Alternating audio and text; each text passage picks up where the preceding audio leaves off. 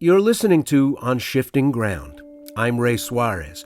Last summer, in a historic decision, the Supreme Court reversed Roe v. Wade, overturning the constitutional right to an abortion.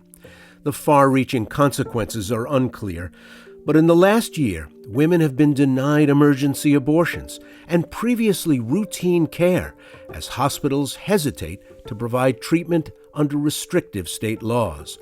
And some are facing wrongful death lawsuits, legitimizing the argument for fetal personhood. For some, the politicization of sex feels like a scene right out of the dystopian story The Handmaid's Tale, where women are subjugated, left to breeding and motherhood. From the U.S. Supreme Court's decision to overturn Roe v. Wade to the gender apartheid in Afghanistan, decades of progress in gender equality may be vanishing. And for UN Secretary General Antonio Guterres, these setbacks show the patriarchy is fighting back. But while it's easy to see how patriarchy operates, it's harder to explain exactly what it is, how it came to be, and why we've come to accept it. In her new book, The Patriarchs, How Men Came to Rule, Angela Saini takes a deep dive into the stranglehold that gender-based oppression has on all our societies, and puts forward the idea that there's nothing inevitable or unchanging about patriarchy. Welcome to On Shifting Ground. Thank you so much, Ray. It's such a pleasure. For the purposes of the argument you made in your book, for the purposes of this conversation, what is patriarchy, and who are the patriarchs? I wish it were that. I wish I had one concise way of answering that question. I really don't, unfortunately, because patriarchy, although in everyday language the way that we use it implies that it's this big monolithic system that is overarching, that runs almost every part of the world, and however much we try to chip away at it, there'll always be a little bit left at the end. In reality, historically, it doesn't manifest that way. So it can feel completely out of our control that everywhere we look, there are these overarching patriarchal male leaders, and they've been around for so long. But the further we go into the past, the more social variation you see. And even in modern days, there are many still matrilineal, matrilocal societies around the world in which families are not dominated by a father, in which property and name passes through the female line. So I refer not to patriarchy in my book as one thing, but as there being many patriarchies which are constantly shifting, constantly being remade. You trained in technical fields. You have 2 degrees in technical areas. What about school and the workplace? Was it a pretty male place for you? Is that when you started thinking about these questions? I was actually very lucky to grow up in a very egalitarian family. We're a family of 3 sisters, and my parents always taught us that there was no such thing as men's work and women's work. In fact, they didn't even need to tell us that. They showed it to us. They split everything down the middle. I have, to this day, never seen my dad ask my mum for so much as a cup of coffee. He just wouldn't. He would just get it himself. And there was never any sense that there was men's work or women's work. And I certainly, as I grew up, I learned to do DIY. I learned to do everything in the house. And that's part of the reason I went on to study engineering at university. And I was quite surprised, actually, that other people didn't live this way. It was as an adult, really, my first encounter of the fact that other families weren't set up in the same way. I found that so strange and quite old-fashioned in a way, that families weren't like ours. And certainly at engineering school, I was one of very few women in the engineering department. And again, for a long time, I just thought that maybe I was different, that maybe I was just designed differently, or had more masculine interests or something like that. Did you actually hear that argument, that you were a sort of living, walking, breathing aberration, that women are not inclined to engineering? No, not so much. It was more the implication in our underrepresentation, in the fact that, people would be surprised when I told them about what I did. And the way I interpreted that as a teenager then was to just think, well, maybe this is a little bit weird. Maybe I am a little bit unusual. But of course, much later, as I started writing about human difference as a science writer and looking at sex differences, I realized very quickly that, of course, average intelligence of men and women is the same psychologically. There are hardly any differences between us statistically, but it's about the messages we get growing up, the way that we're raised. And I was very lucky to be raised in the way that I was. One of the most common reflexes in this area is kind of an appeal to history, almost like a Kipling Just So story, how the leopard got his spots, how the giraffe got its neck, how men ended up being in charge of everything. Is part of the game sounding reasonable, justifying male rule, and not getting too far away from that pose of reasonableness? Yeah, there is an element of that. We believe it's just common sense that it has always been this way. Men have always had a bit of power, surely. They're a bit bigger. They have, on average, more upper body strength. So, maybe they've always governed things. I mean, there are so many holes in that kind of argument because we only have to look around to know that the most powerful men in the world right now are very rarely the physically biggest. I mean, how many world leaders can you say are world wrestling champions or boxers or anything? They're not. Right. They don't fight their way to older. the top anymore. No, they don't. They do it the same way that other primates do it, which is generally to build alliances and networks, to build trust with other people in the group. Even chimps, who are male dominated as a species, do it that way. The alpha male is generally not always the biggest in the group or the strongest in the group. It's the one who is able to build trust. And even primates don't like to be treated unfairly. They don't like to be bullied by other people. Also, in other species, we don't see anything like the rule of the father within the family. Generally, in other species, kin relationships are organized through the maternal line, from mother to child, rather than from father over the family. So what we see in humans, what we call patriarchy, is actually very unusual, weird, really, when you think about it that way. And even one of the closest species to us genetically, the bonobo, which is sometimes referred to as pygmy chimpanzees, is matriarchal, female-dominated. Nothing to do with size, again, because male bonobos are slightly larger than female bonobos.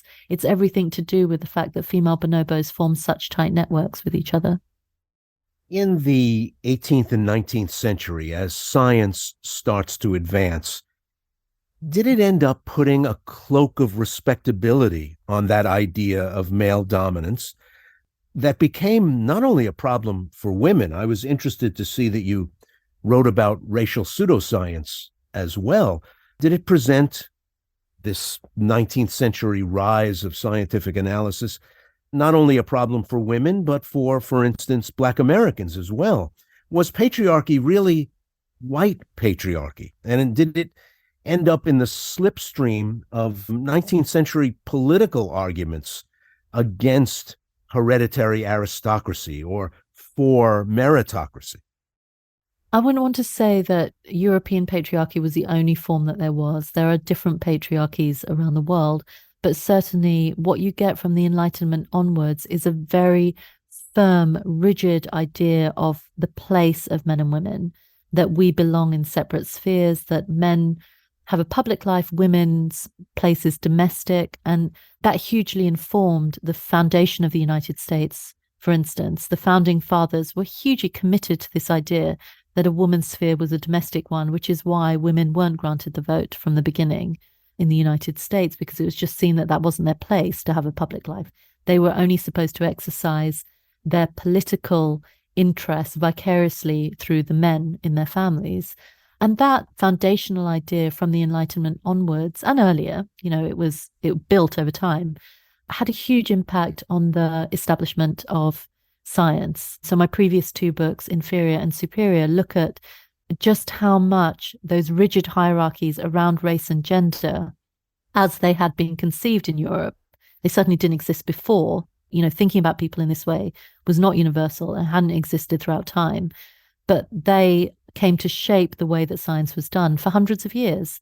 So much so that in Europe, many universities barred women as a matter of course.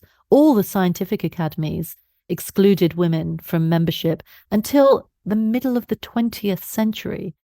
One of the toughest and almost like underhanded things that you describe in your book is the way patriarchy came to be considered one of the trappings of civilization, like an advanced form of civilization, because whenever the gatekeepers looked over their shoulders back at history.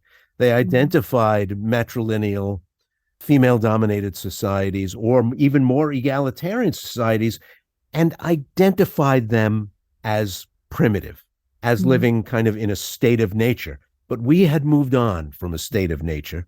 And when you do that, you also depart from taking advantage of female leadership. And we don't have to look very far to see that history.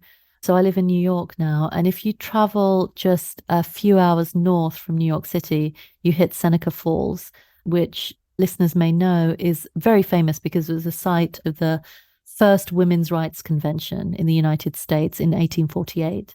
And the town is a testament to that. You know, these huge leaders, Lucretia Mott, Elizabeth Cady Stanton, these very famous figures in women's history and the suffrage movement. But in that same town, in 1590, Haudenosaunee women, indigenous American women, had met to demand peace among their nations.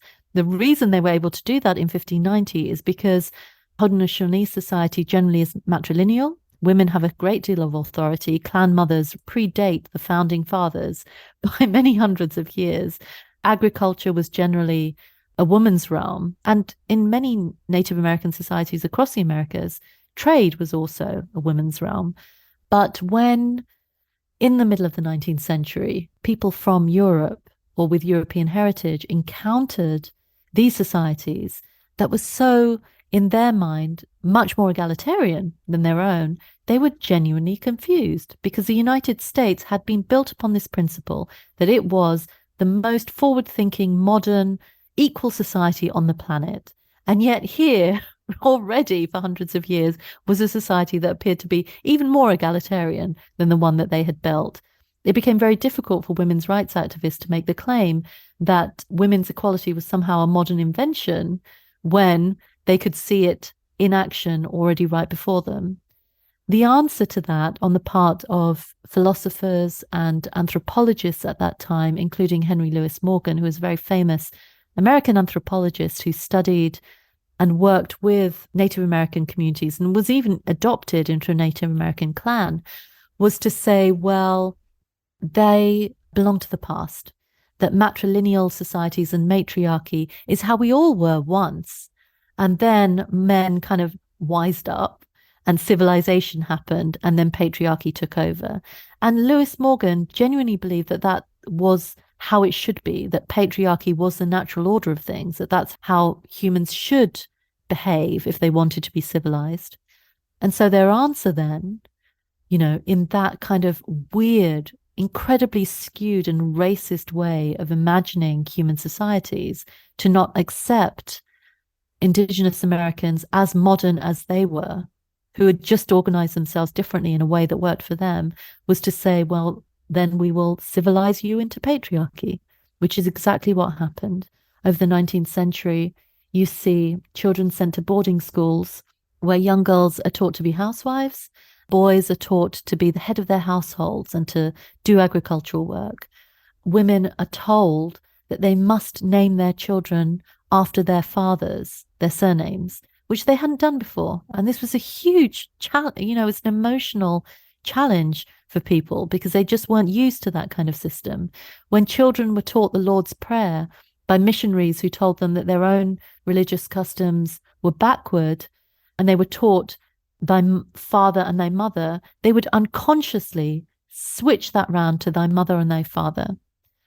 And so bit by bit, that kind of drip feeding of being told that your culture belongs to the past, that if you want to be modern, you must be like us, did incredible damage. People who were moving west in North America were exposed to the societies that you're talking about. I mean, in Seneca Falls, I guess it's the Iroquois Confederacy, but then further west, you meet all kinds of people who would organize their social relations in all kinds of ways, not only out of custom, but out of necessity.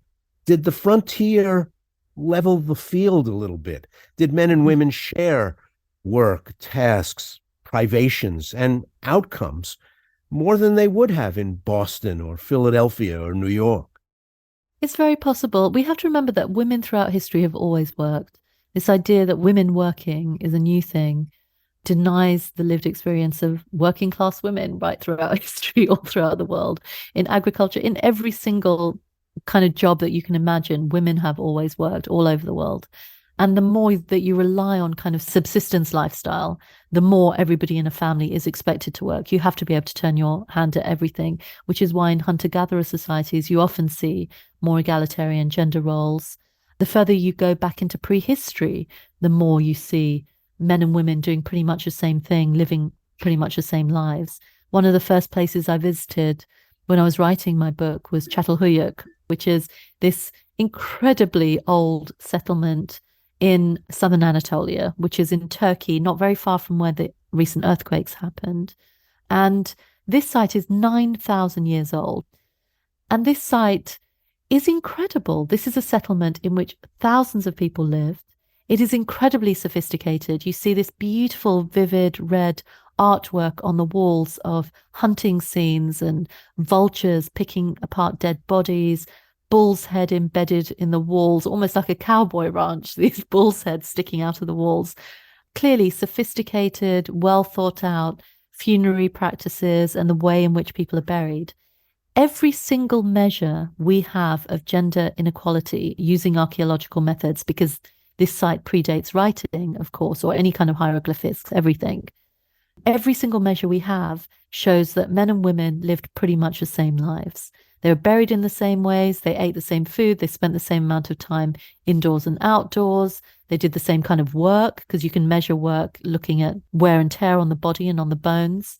So every measure we have tells us that this probably wasn't a patriarchal society. And in fact, you see loads of female figurines from this period, not just there, but in that entire region. We cannot say that prehistory 9,000 years ago was patriarchal because we simply don't have the evidence for it. But I think one of the problems that you see in archaeology and history is that very often when we guess, we are shaped by our prior convictions. And in fields in which men have dominated, and the predominant view has been that we have always been male dominated as a species. And what that has done, it makes us interpret and speculate in certain directions. So, for example, in 2018, the remains were found in the Peruvian Andes of what was clearly a hunter. That person was between 17 and 19 years old when they died, and they were buried with this whole array of stone implements, including projectile points and a knife. So it was clear that this person was probably a hunter. When the remains turned out to be female, archaeologists just couldn't hide their confusion and surprise. Yeah. You can see them twisting themselves into knots. And in similar sites in other parts of the world, people have said, do these objects actually belong to this person? Are they in fact symbolic, or did they fall in? Are they accidentally there? There's one archaeologist who, in response to this Peruvian finding, even told National Geographic magazine, and he wasn't involved in this study, but he told Nat Geo, well, you cannot just stop in the middle of hunting big game to nurse a crying baby, something like that. And it was just bizarre, because what does that imply? That implies that even 9,000 years ago, young women couldn't have done anything other than nurse crying babies. That's all they were ever doing with all of their time, which is just so ahistorical. Analysis was done looking at all the different hunting burials across the Americas from that period and earlier, and we have an equal number of male and female remains. That isn't to say the evidence might not change, but based on the evidence we have now, we cannot say that big game hunting in prehistory was a gendered activity in the Americas. We just can't say that. So why would we continue to behave as though it only could have been? Because we define achievement through the lenses of maleness and define what being good at something is through the hierarchy of what men are good at. You know, many of the women, not all, but many of the women who stand out in the history of the past several centuries do so not by putting their womanhood front and center, but by being good at performing what they think maleness is. I was interviewing Margaret Thatcher in the early 1990s, and I put to her that in most of her annual team photos with the cabinet, There she is, sitting front and center as prime minister. And in many of them, she's the only woman in the photo. And when I brought this up to her, she very angrily dismissed the line of questioning and said huffily, I don't choose members of my leadership team to meet a quota. I choose only on merit. And it was a stunning thing to say, but also incredibly unself-aware that in a big, complicated country with a large cohort of educated women, there were no women of ability in the country except for her. It was a crazy moment. And I thought, oh God, unpacking this is going to take so much time. I think I have to just move on. But it was a very revealing kind of moment. Yeah, and you do see this, certainly in Margaret Thatcher's time. She kind of played up her exceptionalism, that she was special in some way. And the fact that she was the only woman in the room just made her feel more exceptional. And I think she leaned into that to some degree. But we have to understand that the systems that we're in co-opt every single one of us. It's not that men have sexist ideas and women don't have any. We're all raised in these societies to believe these things. We become part of it, and we start to internalize it too. We have conservative women who very much support patriarchal systems, are very willing to do that. Just look at, anti-abortion protesters. If you look in the press, on the TV, when you look at these protests, it's not all men out there protesting in the streets. There are many young women there too. In fact, it's often the young women who are kind of front and center of these anti-abortion protests, or older women. And we have to ask ourselves why. Why is it that this can be framed as a women's rights issue, and yet we can have women on both sides of that equation? Friedrich Nietzsche called it the will to power. And in his view, it was unquestionably male. And I think a lot of people, instead of thinking about whether it's true or questioning it, just nod their heads and say, yeah, I mean, if we're going to go into a crowded room and pick out the people who want to be in charge, they're mostly going to be men, aren't they? And it ends up being sort of a circular argument filled with circular reasoning. When does that start? It must be quite a long time ago. Well, my argument is that, in a lot of feminist literature, we start with this idea that patriarchy began in the family and then radiated out. Patriarchy, the rule of the father, that's what it means literally. And the evidence actually suggests it went the other way. So really, you start to see those first roots of gendered oppression in the very earliest states, in Mesopotamia, in ancient Assyria, where their big preoccupation for the elites who are running these states, for the first time, these are systems that haven't been seen before, ways of organizing societies that haven't been seen before on scales that are unimaginable to people. Their big preoccupation was population. It had to have been. How do you get people to stay and work for the elites, to produce a surplus for those above them in a social hierarchy, even to create these social hierarchies around people? So that preoccupation with population drove an interest in what happened in the family. You needed young women to have as many children as possible. You needed that family unit to be loyal to the state.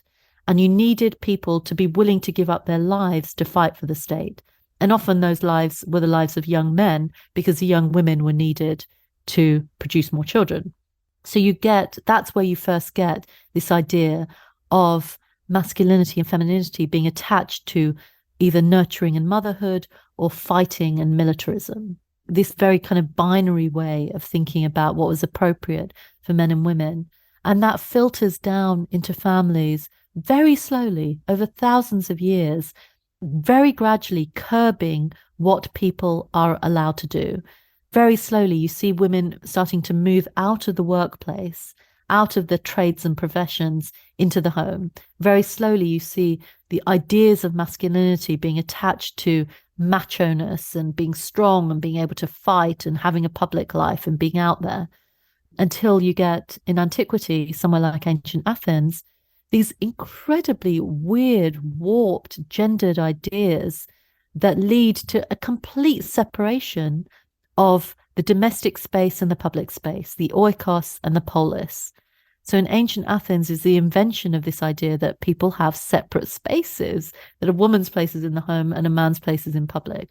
Now, of course, most people still didn't live that way because you cannot divide up society that neatly unless you have the resources as a family to do it. A woman can't just stay indoors, cloistered all the time unless there's somebody else doing work for her in the family. And these were also societies that depended heavily on slave labor, on feudal labor.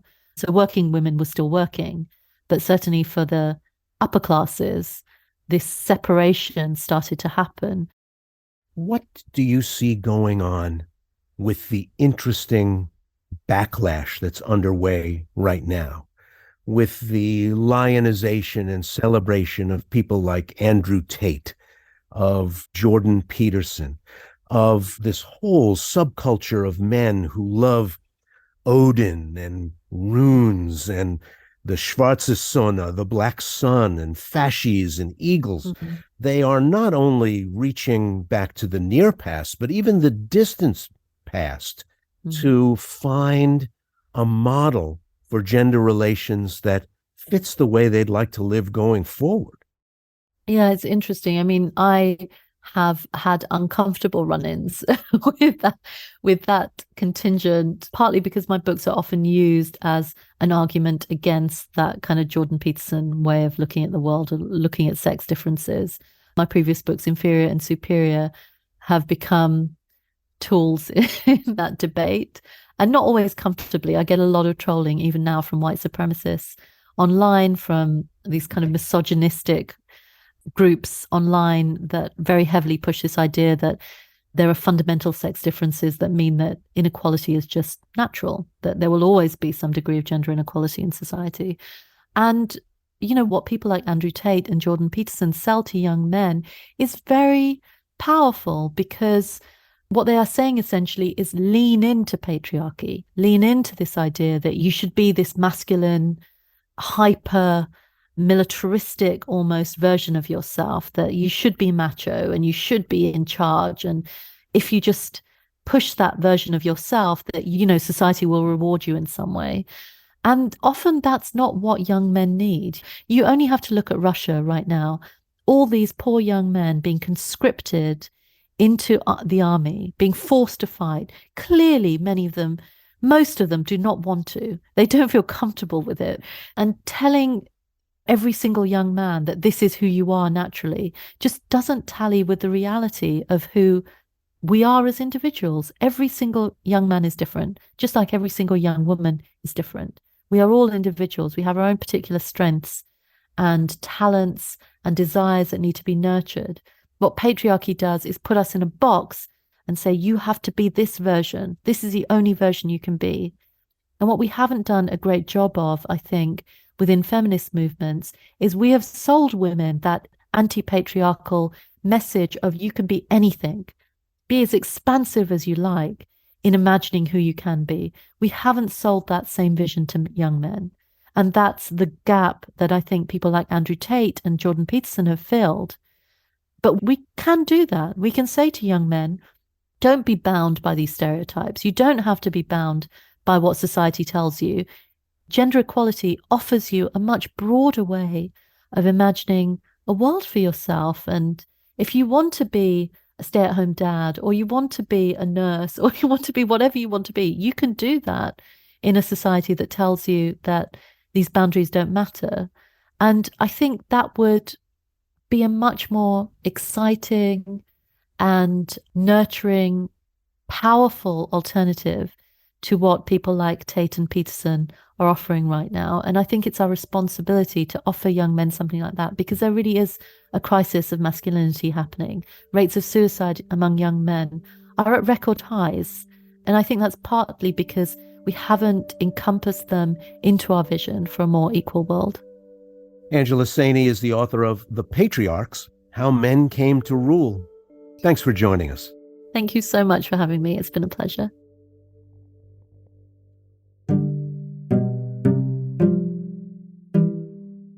You've been listening to On Shifting Ground, produced in partnership with KQED, with funding from listeners like you. Today's episode was produced by Sienna Barnes, Elise Manukian, and Andrew Stelzer. It was fact-checked by our intern, Adam Ailey. It was mixed and mastered by Matteo Schimpf. Additional production and engineering were provided by Rob Spate. KQED's Jim Bennett is our technical supervisor. Jared Spord is our executive producer. Philip Yun is CEO of World Affairs. Our music is from Blue Dot Sessions. I'm Ray Suarez. Thanks for listening.